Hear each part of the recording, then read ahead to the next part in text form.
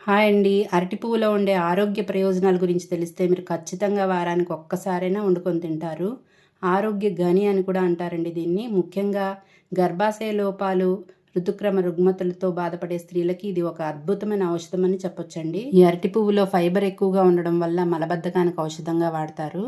అలాగే ఇలా ప్రతి లేయర్ వెనకాతలు ఉండే పువ్వులో స్టిగ్మా అని ఒక ఇయర్బడ్లా ఉంటుందండి. తర్వాత ఒక రేకులా ఉంటుంది. ఆ రెండింటిని తీసి పక్కన పడేయాలి.